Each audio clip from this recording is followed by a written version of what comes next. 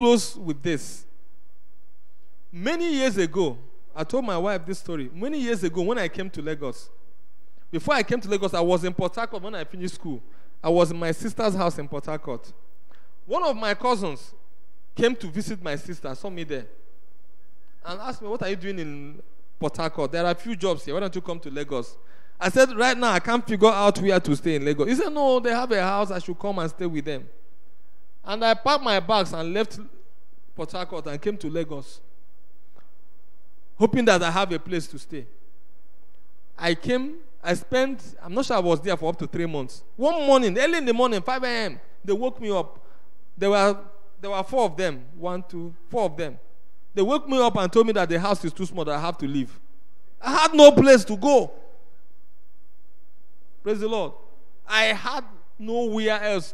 I had an uncle who was living somewhere at Apapa or thereabout.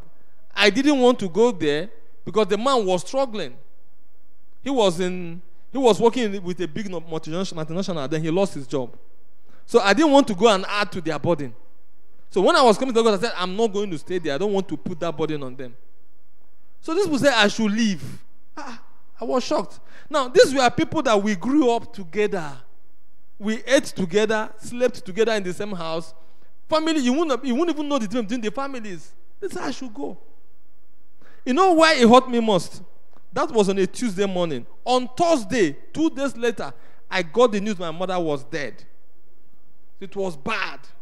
So I now combined the whole thing. I was angry with everybody. But eventually, I had to go for my mom's burial. I left to bury my mom, and I came back. When I came back to Lagos, I didn't bother to go to their house. But somehow, I was feeling hot. Because my cousin I met in Port Harcourt, she came to my sister's house in Port Harcourt. And she will come there anytime she likes. She stays as much as she does everything she likes, as if it's her own house. She feels free. And then he asked me to come, and I came to her house. He asked me to leave. When I told my sister, she was mad. She was ready to take her pound of flesh. I was not the one begging her.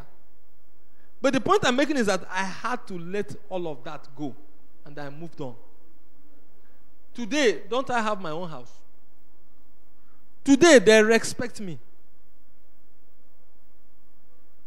Do you understand what I'm trying to say? I had to let go. I forgave them, moved on. In fact, they were surprised. After I came back to Lagos, after about a week, I went to visit them. They couldn't look me in the eyes. Because they were shocked that I could come back to the house. How I got that strength, I don't know. I wasn't even a believer. So there is power in these things. There is power that is unleashed when you muster courage and trust God to forgive people. Praise the Lord. That's why, like I said before, like me now, there is nothing you will do to me that I will go home and not sleep. If I don't like it, I will challenge you. We go fight.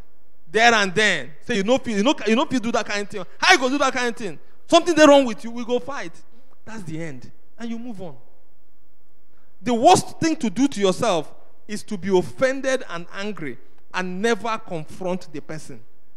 And then you'll be punishing yourself. That's why at times I pity people who get offended by me. Because I won't know. And I'll be feeling sorry for you.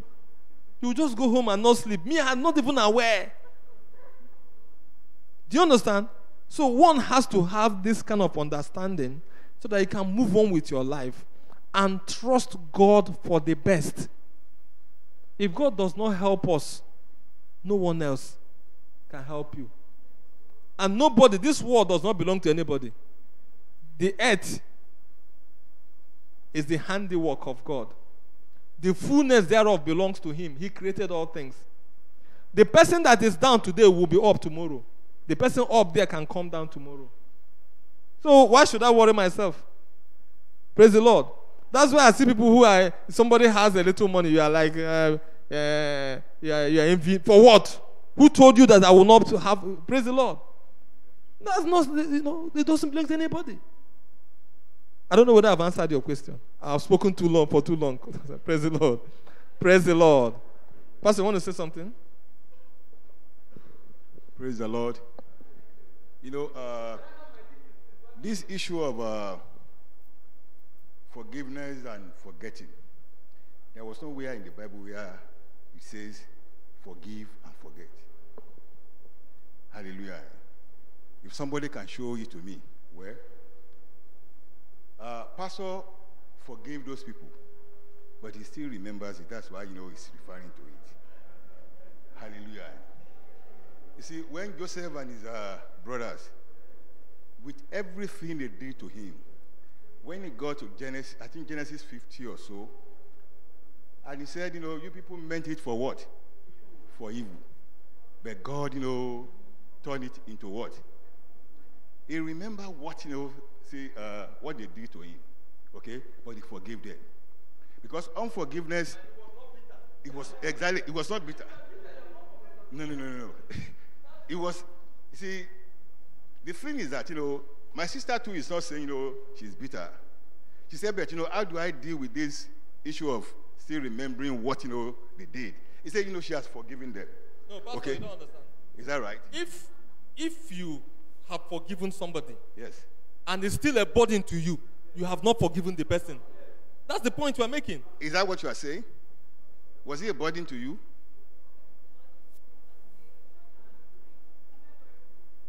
You remember it? I remember, and it hurts her. Okay. Okay. You see, because that's the thing. She remembers and it hurts her. Where it says, so she has not. Forgive and forget. Okay? Forgive. Unforgiveness is like somebody, you see, you drank poison and you want the other person to die. Is that possible? That's unforgiveness.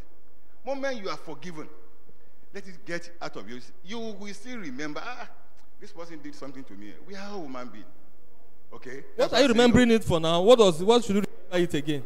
What are you remembering something that doesn't help your life? Well, this way.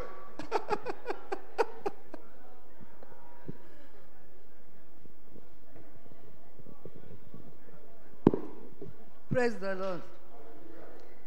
Sorry, Mom, I finished though.